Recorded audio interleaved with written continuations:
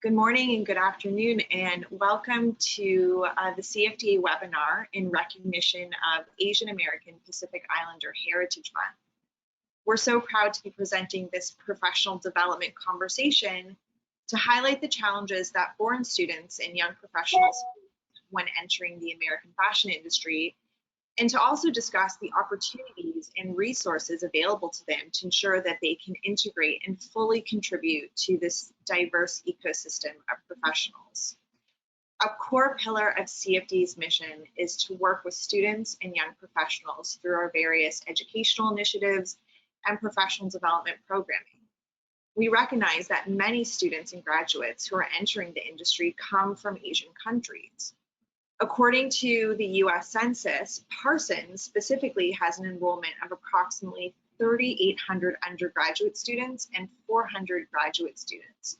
And about 1/3 of the college is made up of international students hailing from 68 different countries, the largest international group coming from Asia.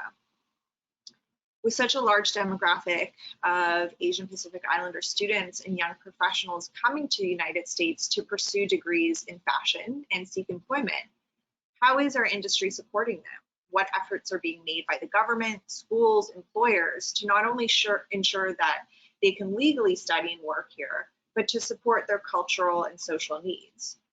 We're so grateful to have 5 incredible individuals joining us today who will be sharing their personal and professional experiences, resources, and information available to the Asian American Pacific Islander community. We're also very honored to have Melissa Magsaysay, journalist, author, and head of content at 13 Loon, who will be leading this conversation for us. Now, before I pass it off to Melissa, a friendly reminder to all of our guests today that we will be holding a Q&A at the end of the hour, so please feel free to submit your questions via the question box throughout the conversation, and we'll get to as many of those as possible. So once again, thank you to all of our speakers and to Melissa, and now over to you. Thanks, Sasha.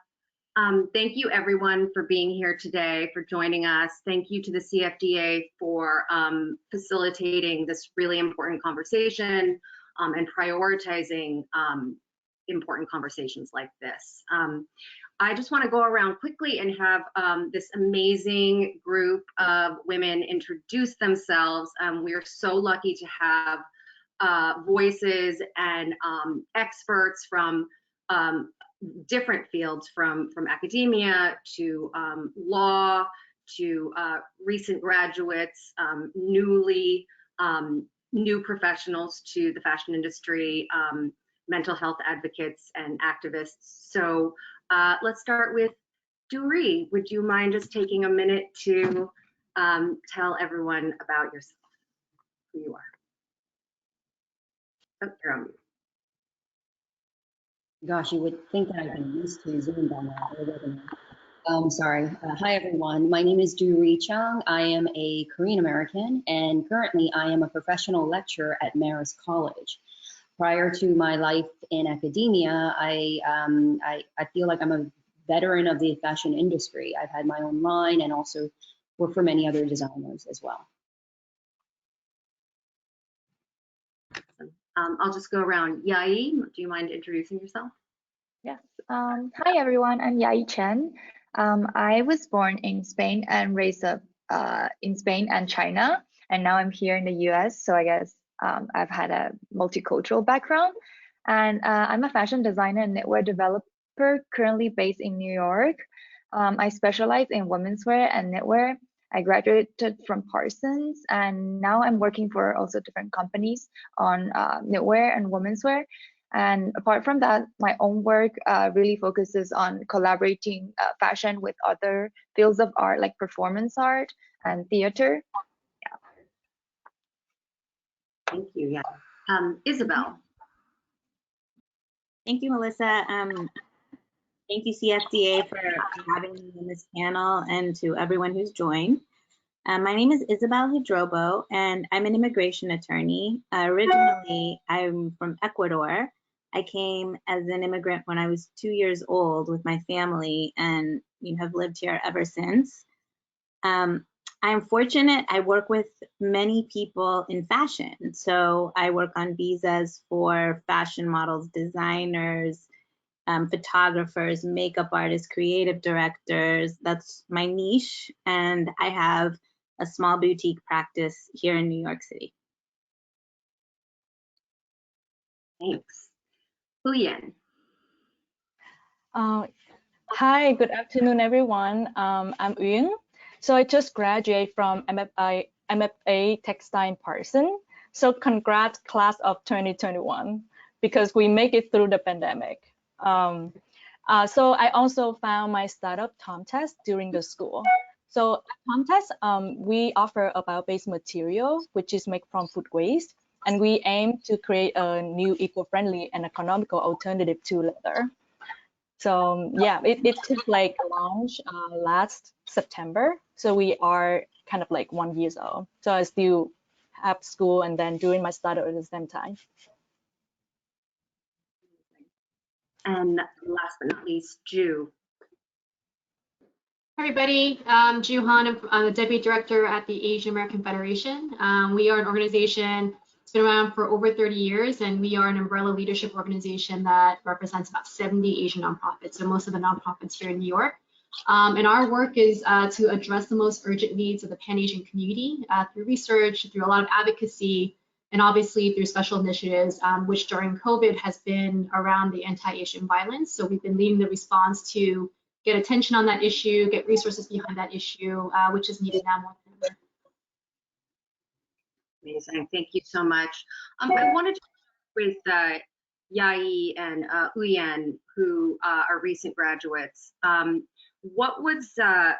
Why were you seeking out education in America, and what have been some of the unique challenges of having education, coming to school in America?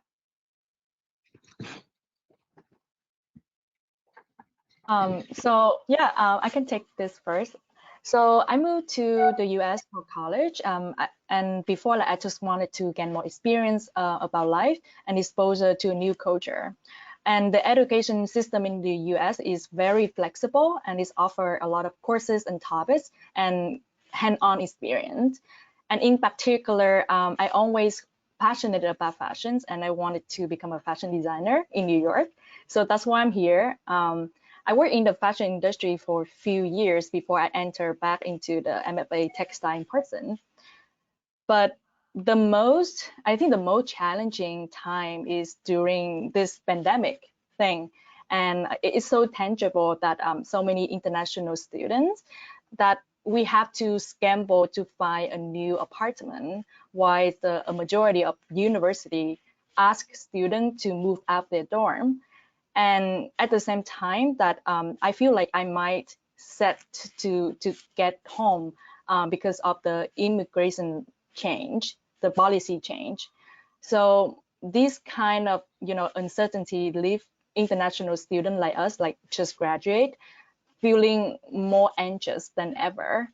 And the feeling is still now. So we kind of like during that time seek a lot of help from the school and the organization, and we see a lot of improvement during that time. Well, I'm jumping in now. So for me, since I was born and raised in Spain, and then I also had some cultural experience in China, so I thought for university and my career, it would be a really good chance to really jump into a new culture, the American culture. And I'm glad I did this decision because I realized how cultural, diverse, and inclusive America is, and open to international students and immigrants from all around the world. So that was a really positive feeling that I had working here and studying here. Of course, I also had some initial concerns that I had here in the US, and that was more on, I think, the constricts and limitations. I was worried for international students to have working here, also like internships. That was like the beginning stage, but then after I graduated, I actually had to search for my own way to keep working here, like for example having an O1 visa or either an H-1B visa, that's always a really big challenge for graduates, I believe, especially during this pandemic times. And yes, I luckily obtained my O1 visa here thanks to Isabel. She was my attorney as well. So yeah, overall, I think this is a really big challenge in my career, in the beginning of my career. So I encourage all the graduates that want to work here really to think about this issue beforehand. Yeah, before their OPT really gets expired. Yeah.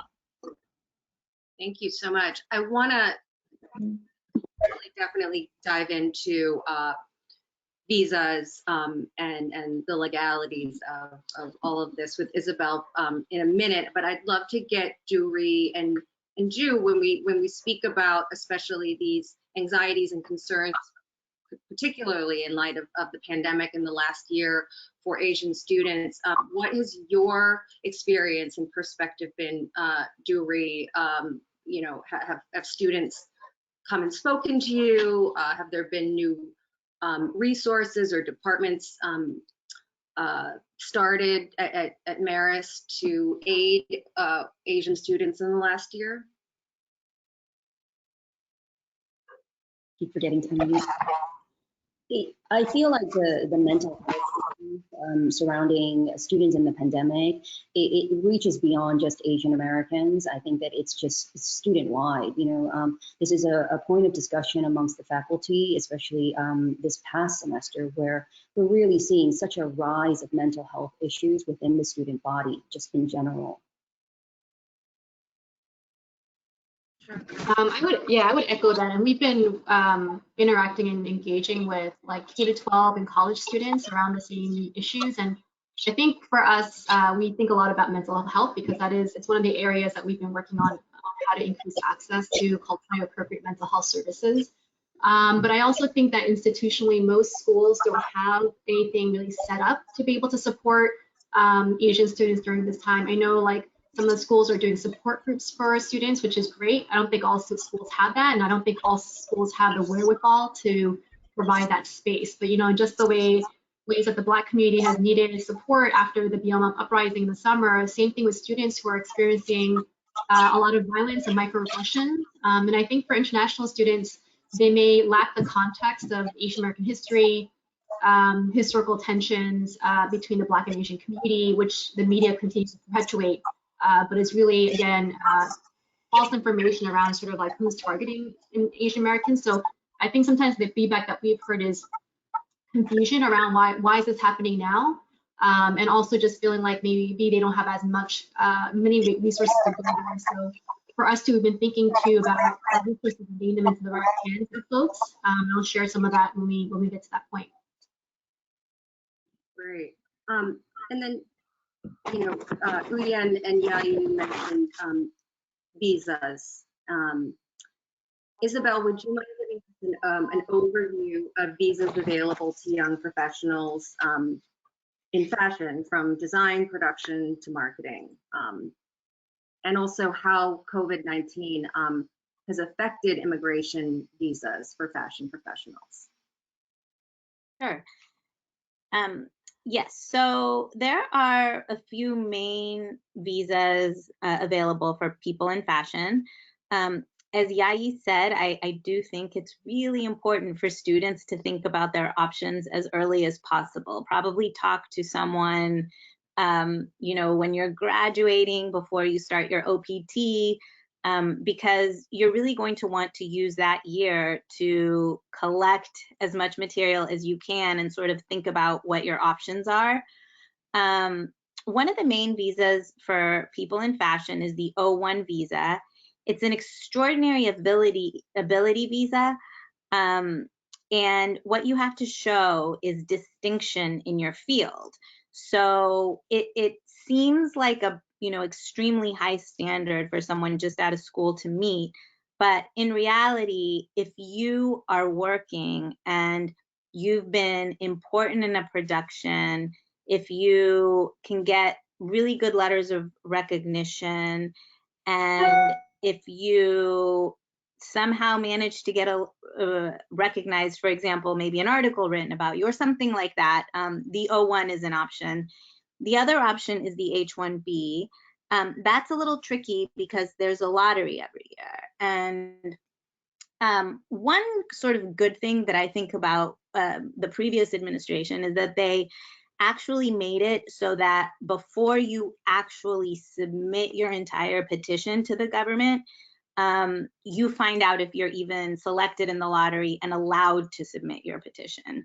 So, you know, there are still very limited H1B numbers. You know, it's kind of hit or miss. It's slightly easier if you have a master's degree than if you only have a bachelor's degree. But, you know, the H1B is definitely something you want to try for if you know, if you don't think you meet the higher standard for the O1 visa. As far as COVID is concerned, the COVID situation is I think related a lot to traveling in and out of the country. So last year, many countries were banned, and the ban was extended until this year. The countries that were banned would be China, 26 Schengen countries, the UK, Ireland, South Africa, Brazil, Iran, and most recently India. It's not a ban for nationals of those countries, it's a ban for travel from those countries. So if you somehow find yourself in Europe, well, you're going to have a hard time returning unless you have a green card or US citizenship. People are going to non-banned territories to quarantine for 14 days before entering the US. And that's really been a challenge in fashion, especially because, you know, we have Fashion Week in Paris and London and Milan and then in New York. So it's definitely been a challenge from that perspective. Did you have another question about COVID or? Oh no, that was, you answered it. But also I wanted to know, will there be any changes to student or work visas within this new administration that you know about? We don't. So one thing that the new administration has already done is extensions for certain visa classes. Professional visas have become slightly easier, meaning that, you know, they're adhering to the prior approval a little more than they used to. As far as future, I think if I had to guess, maybe there could be some immigration overhaul in Congress, which could potentially increase H1B numbers, but I don't know anything official that has been announced or anything that, you know, is happening yet. So far it's we're sort of working with the same thing. Oh, and sorry, I should make this the travel bans are not applicable to students. They're applicable to I'm sorry, you cut out. Do you mind repeating? I just wanted to make it clear, since we have a lot of students listening, the travel bans that I was discussing are applicable to professional visas. The students have been exempted. But, you know, of course, anytime you're traveling or leaving the country during this time, definitely be really careful to consult beforehand. Thank you for that. So come from visas and all of the official legal work that you shared with us. Thank you. I want to kind of bring it down to sort of everyone's experience, especially, you know, through the pandemic, and of course this applies to out of the pandemic as well. Uyen and Yayi, being far away from home in general can be hard, particularly through this past year, through the pandemic, through the rise in Asian hate. Like Ju mentioned, not being American or from America or having lived here for a long time, it can be also that context of Black and Asian communities, and not having that necessarily can also be another layer on top of confusion or add anxiety. So have you or do you feel isolated? Has that affected your school, your work, and how? Yai? Oh, for me, sorry. Yeah, I actually did feel isolated in the beginning when I first moved to here in the US. But I think it was something quite easy to overcome, especially in Parsons, because there are so many international students. And I kind of feel like I'm not the outsider anymore. Everyone is the same. Everyone receives the same work from school, and we are open to express about our culture, our background. And so I think it's a very healthy environment for international students. So and that actually also really it helped me to reflect more about my own background and heritage and community. I had a chance to reflect that in my personal work as well. So I think that that feeling of isolation actually is like a boost to my personal vision on my work. And yeah, during the pandemic, it was especially hard because my family was very worried about me and they couldn't come to visit me. Either I could come back to visit them. But I guess it was the like the right choice for me to stay here and overcome these times, because after the pandemic, I feel everything is open and we've all been through it. So congratulations to all the students that been through this together. Yeah.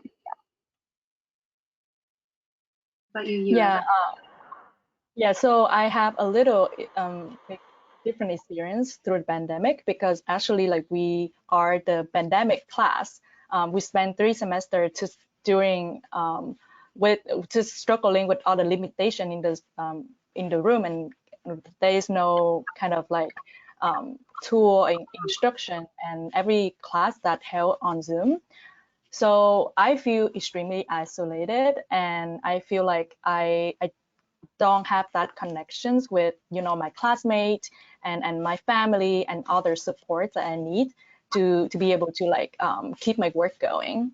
So I think it's actually multi-layers, and culture disparity is definitely there when I'm here in America, because so I want to share a little bit about like to relay about my background as a Vietnamese woman, because like so in Vietnam you have the West War in Vietnam, and the result is out of this Western violence, and you see a lot of dictator rising up in the country that have suffered, and this dictator able to take power, and because all of the trauma from the Western has inflicted.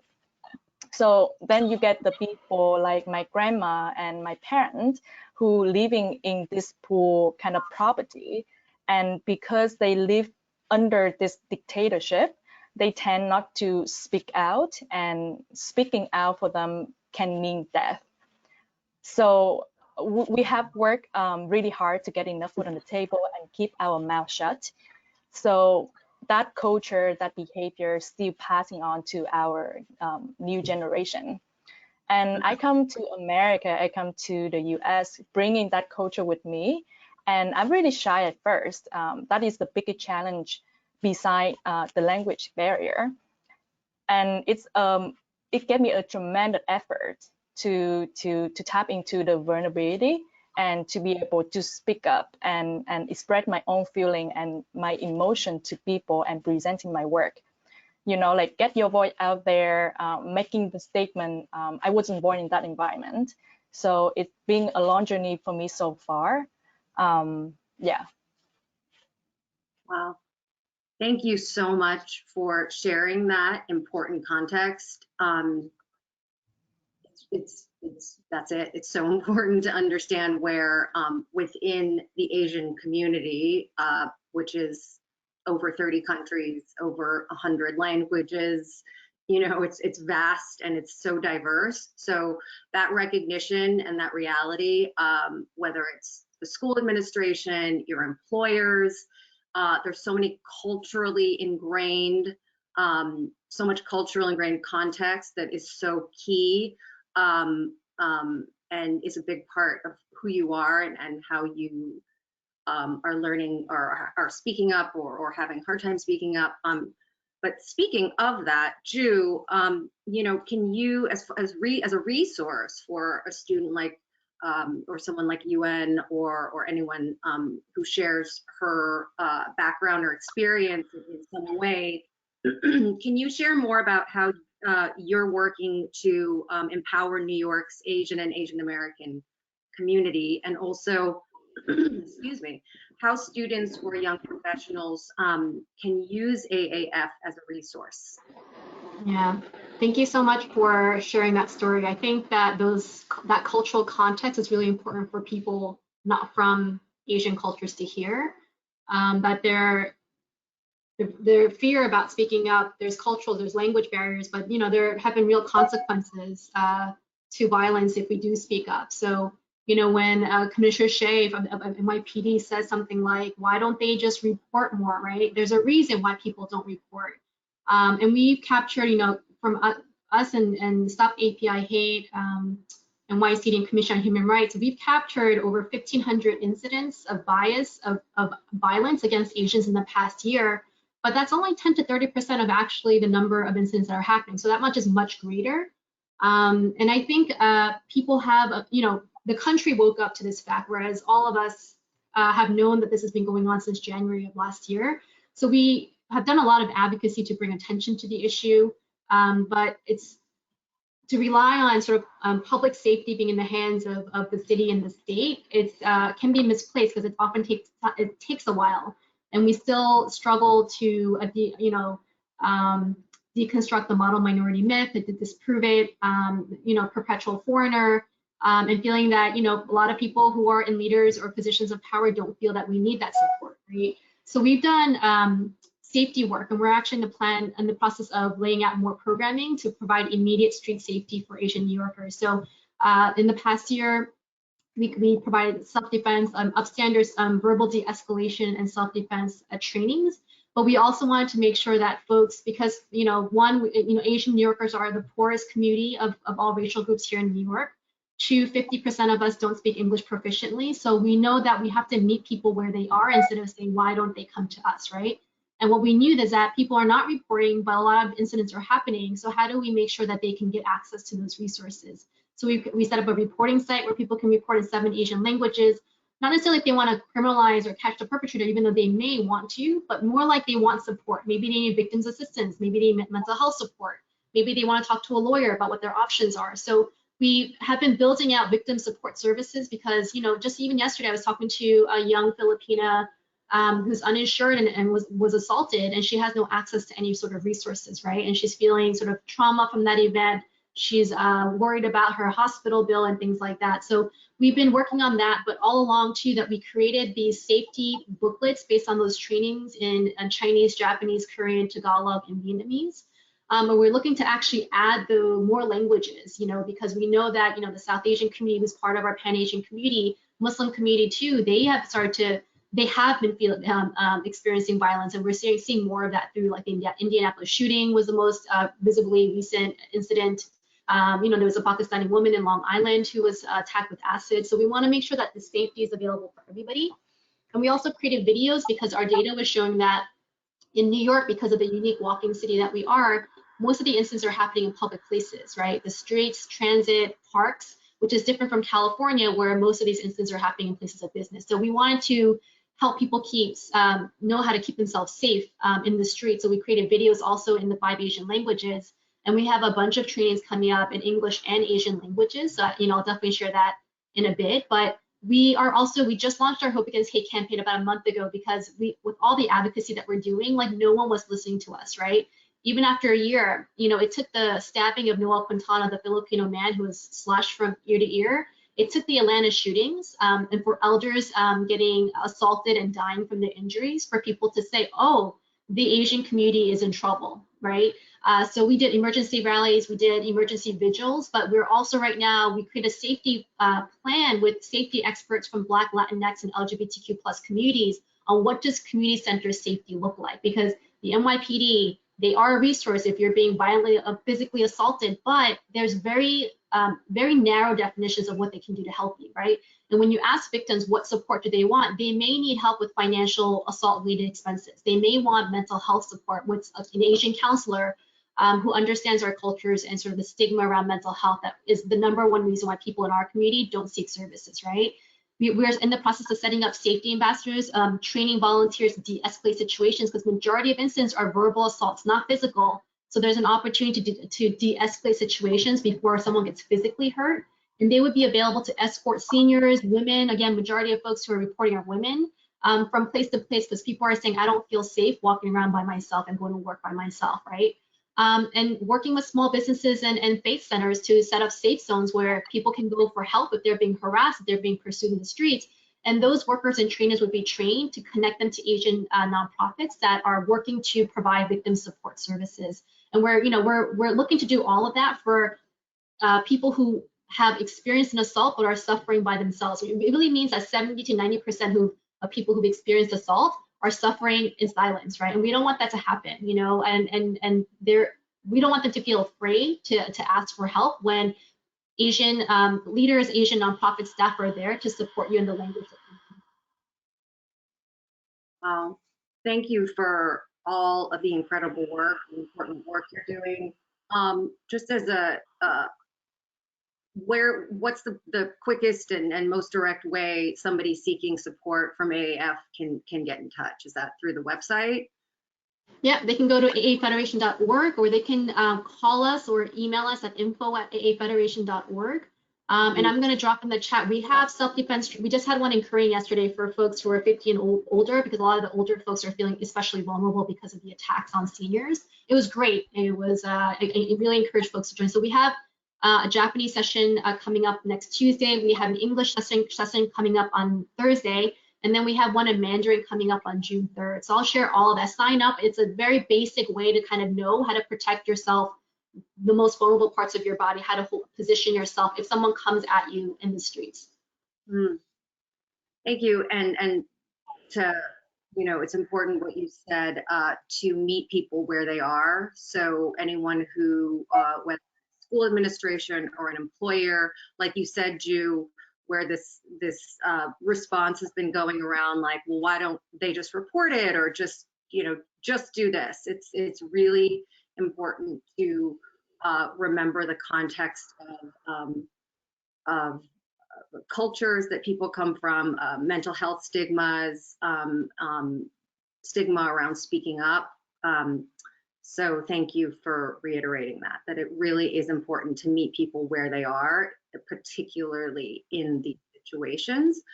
So you talked a lot about the rise in violence against Asian Americans and sadly Asian elders. It's been happening a lot here in California, a lot in New York, but we also know that Asian stereotypes and a lot of microaggressions are really a prevalent issue in our communities. Duree, do you mind addressing you know, certain stereotypes that might circulate around Asian creatives? We talked about it the other day, and how Marist and or other educational institutions approach culturally responsive teaching to ensure that these stereotypes don't continue to perpetuate the design community or just our community in general. I mean, yeah.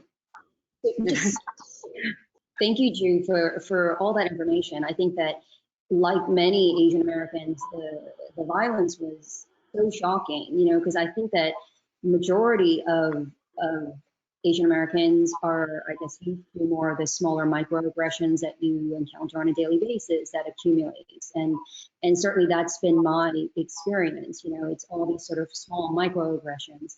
And it's like a stereotyping. I know that when I was in Parsons, you know, there was this existing stereotype that Asians are great workers. They're not creative though, you know, and I'm very happy to see, you know, with talent like Yayi and UN, you know, that stereotype is definitely, I think it's definitely dissolving in many ways. And I think the more I'm encouraged to see this new generation not really assimilating, you know, really taking ownership over their, not only their talent, but expression of that talent. And I think that's a really positive sort of step in the right direction for sure.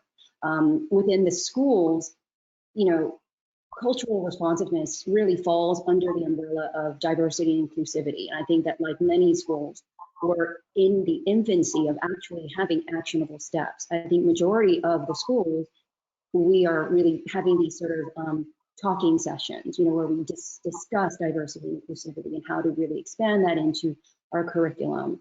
I do think that, I mean, my personal view is that, you know, representation is key. You know, the diversity within the faculty, within the student body, to really bring awareness to the spectrum of diversity that exists in all cultures, not only just the Asian culture, but the Black community, the Hispanic community. And I think that once you have that representation, you really get to see the nuances within such a broad range. As a, you know, I mean, I think about Michelle Lee, who is the, you know, editor-in-chief of Allure magazine. Just under her stewardship, you know, there have been more Asians on the cover, actually more people of color on the cover than any other magazine. So this is why I think representation is so important, but at that executive level, at a level where they have a place at the table and can make meaningful change. Absolutely.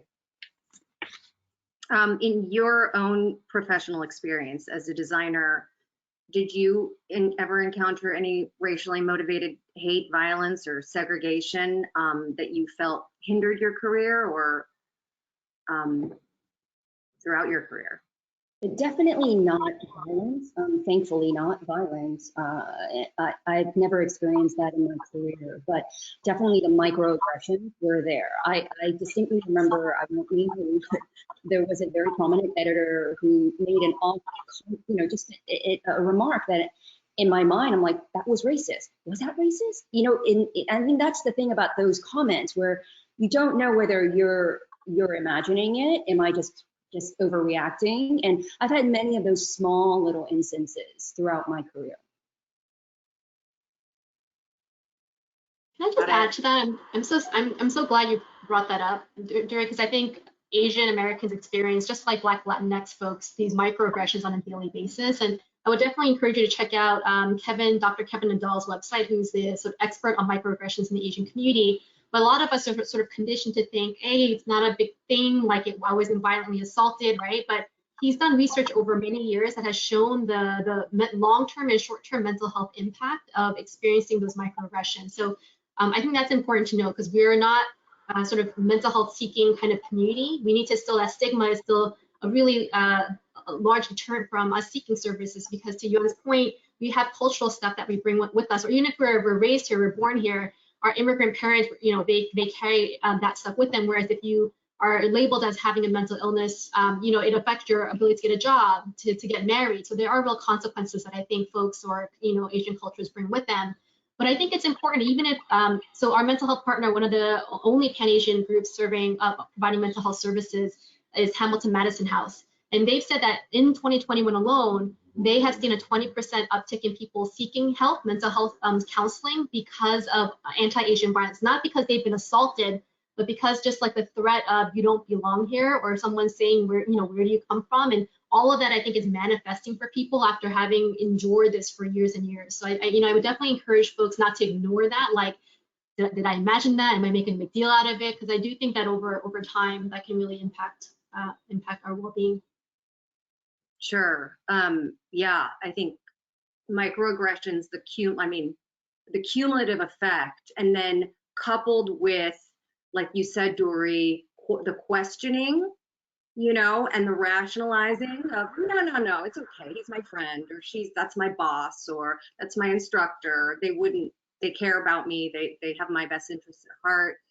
So I don't know, Ju, you could validate this. I'm not a mental health professional, but in my experience, that second guessing and wondering and sort of rationalizing away, I'm sure takes another level of stress and it takes a toll on our mental health. as well, not just experiencing the microaggression, but questioning where you are in any given situation when those happen. Well, I was going to ask you, why mental health is one of the pillars of AAF, but I guess you really addressed that. And I'm sorry, did you say there's been an uptick in people seeking mental health at AAF? Yeah, there has been, and I think we heard from clinicians too, young Asian Americans, where violence was happening against our community, just no one paid attention to it for the past year and a half. When the BLM uprising was happening, there's a lot more young folks who understand the work around our solidarity work that we need to do with Black Latinx communities. Is that when, even if they were seeking help, they didn't readily mention that they were being impacted by anti-Asian violence because they felt, oh my God, the Black community is going through what they're going through. Who am I to say the pain that I'm feeling is equal to that? And I think that's a lot of sort of, even when we make ourselves invisible because the mainstream community has made us invisible, or we marginalize ourselves because we've internalized a lot of that sort of racism, or that lack of visibility, is that unless they specifically asked them, are you being affected, they didn't readily offer up that information. So I think there's still in the race conversation, which is often binary between white and Black, and understanding too that struggles, it's not an oppression Olympics, we just have different challenges when it comes to racism, right? And we also know that there's anti-Blackness in the Asian community that's deeply rooted. And there is also anti-Asian sentiment, right? And that's been the very difficult conversations people have had. But I think when we, to your point, Melissa, like the psychological toll it takes when you're kind of saying, what my pain is not as valuable, and because that's the message we've been receiving, that does take a toll. And Kevin Nadal talks about, if you decide to address a microaggression, weighing your cost.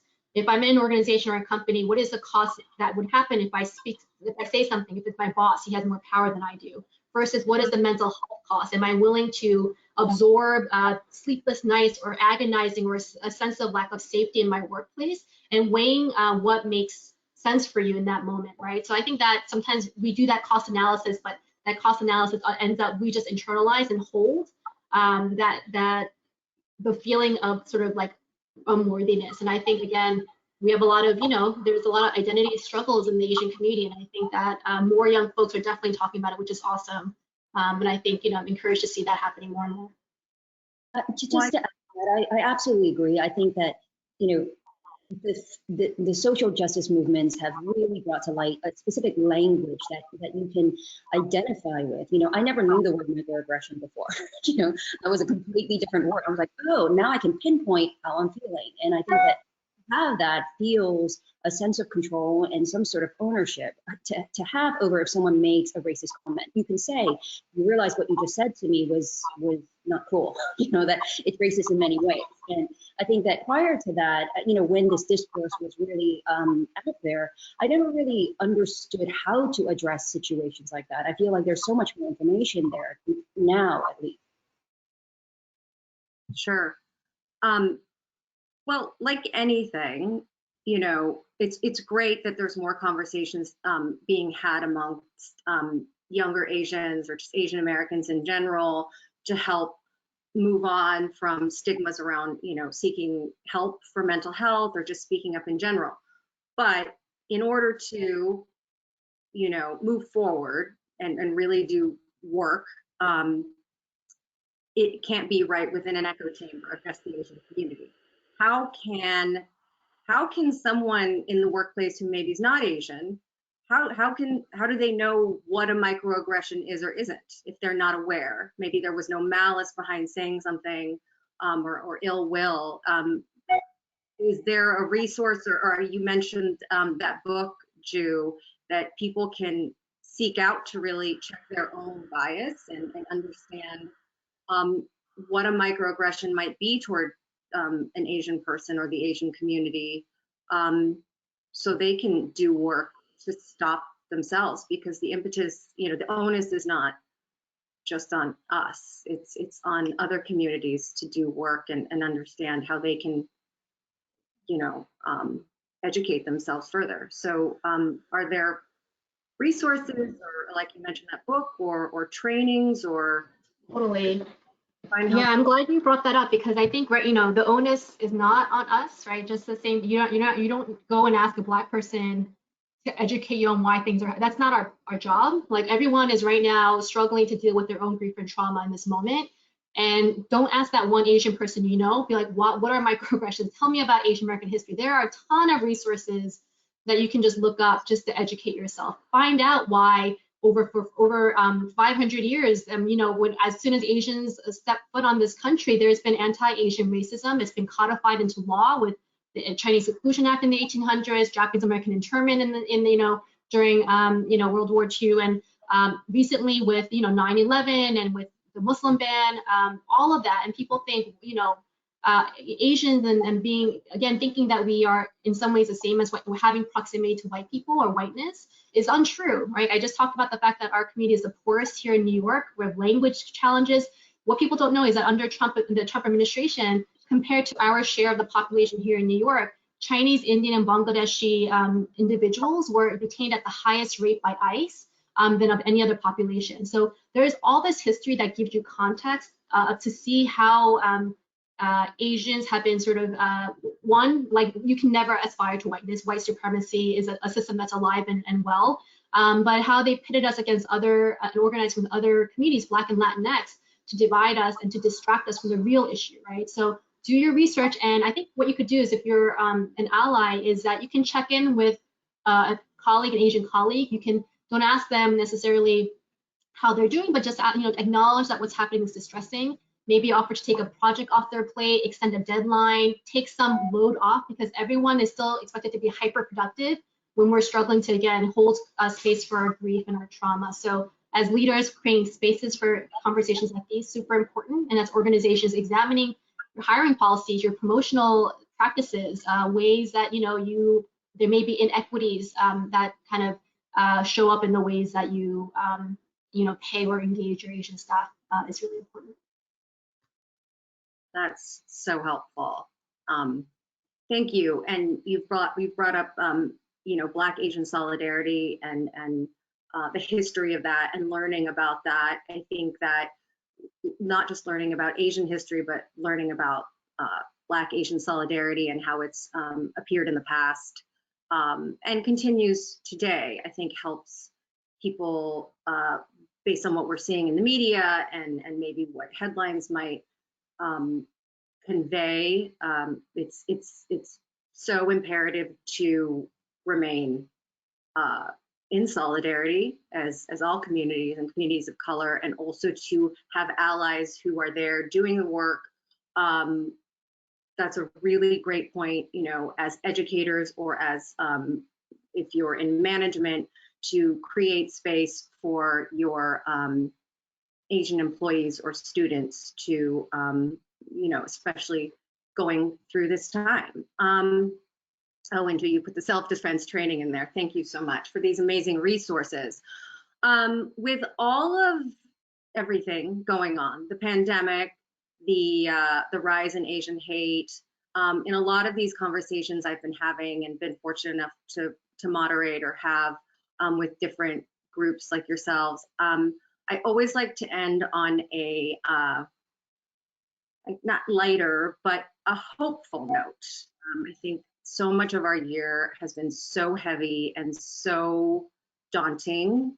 I want to go around and ask each of you, what makes you hopeful now? You want to start, Ju? Hopeful. Not that I don't have hope. I've just been so busy. I haven't had a chance to think about it. I think, I think two things. I think seeing our community get activated. Oftentimes we have a spectrum of sort of like progressive to conservative in our communities, but I think work that we always do, our 70 groups include Southeast Asian, South Asian, East Asian, Arab American. So we've always kind of come together on issues that are commonly important to us, but that activation and people in the community coming together because of this anti-Asian violence has been really great to see. And of course, the young folks always pushing us, kind of creating those bridges for older generation. And I also think the work that we've been doing, but has become so critical versus sort of a postscript is the work that we're doing with Black, Latinx, and Jewish organizations around hate violence prevention, because we know that violence occurs on a spectrum. And yesterday's Muslim community Islamophobia still exists. Today it's the East Asian community, tomorrow it could be another community. So we want to make sure that we don't do this work in silo, but we understand there's a common purpose in creating more safety for the city of New York and for the US. Duree? I think for me, it's really what gives me hope is this new generation of young Asians that really, again, they have such agency over who they are, and it's amazing to watch, because I just felt like we had, my generation anyway, just felt like there was this idea that you had to assimilate, and I feel like this new generation, they just don't want to. They really find themselves to just really own who they are, and that's really hopeful to see. Yai?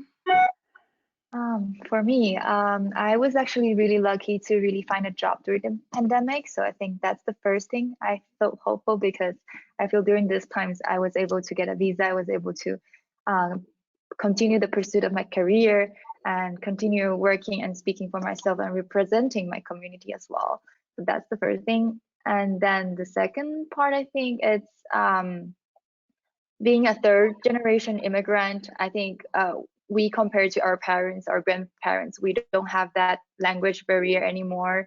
We have that knowledge, we have that multicultural perspective that we are very lucky to obtain, and that makes us different and a next step to represent our community. So I think us as creatives, we really need to push that further through our work. And we are really lucky to have like our schools and even CFDA to give us this platform to really express ourselves and like represent ourselves. So I'm really thankful for this to happen today. Yes. Thank you.